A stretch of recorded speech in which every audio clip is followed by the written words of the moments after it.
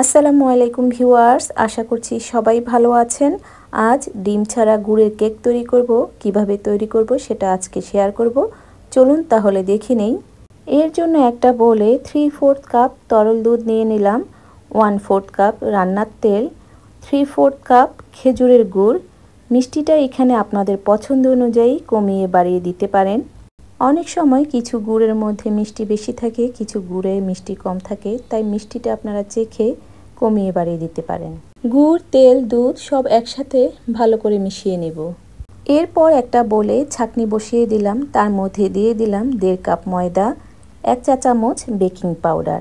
শুকনো উপকরণগুলো চেলে নিব, তারপর একটা চামচ দিয়ে মিশিয়ে নেব।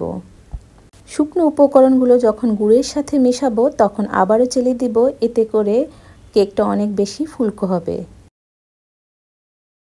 এখন একটা হ্যান্ড হুইস্ক দিয়ে ময়দাগুলো গুড়ের সাথে খুব ভালো করে মিশিয়ে নিব, যাতে কোনো লাম্পস না থাকে। ময়দা মেশানোর পর দেখুন ডোটা অনেকটাই পাতলা, তাই এখানে আরও 2 টেবিল চামচ ময়দা চেলে দিব।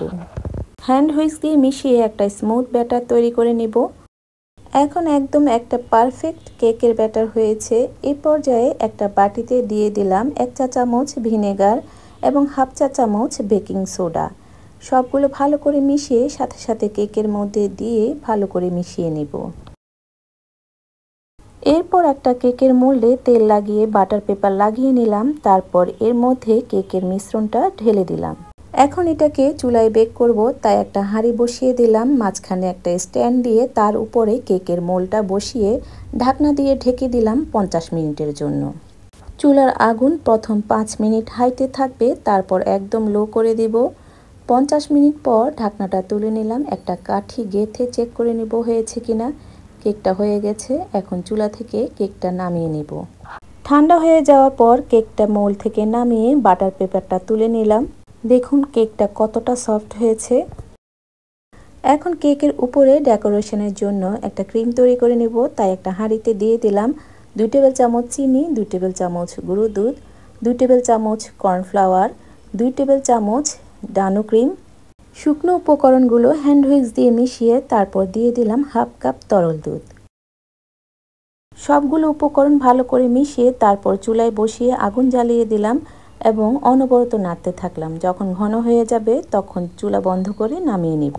ক্রিমটা ঠান্ডা হয়ে যাওয়ার পর অনেকটাই শক্ত হয়ে গেছে, তাই এখন একটা ইলেকট্রিক বিটার দিয়ে বিট করে নিব।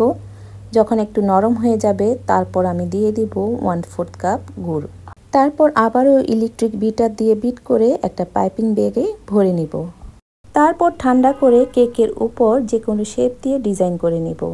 এরপর একটা ছুরি দিয়ে স্লাইস করে কেটে নিব। তৈরি হয়ে গেল গুড়ের কেক। ভালো লাগলে রেসিপিটি ট্রাই করবেন এবং আমার ভিডিওটিতে লাইক দিয়ে শেয়ার করে দিবেন আর আমার চ্যানেলটিকে সাবস্ক্রাইব করবেন। সবাইকে অসংখ্য ধন্যবাদ। আল্লাহ হাফেজ।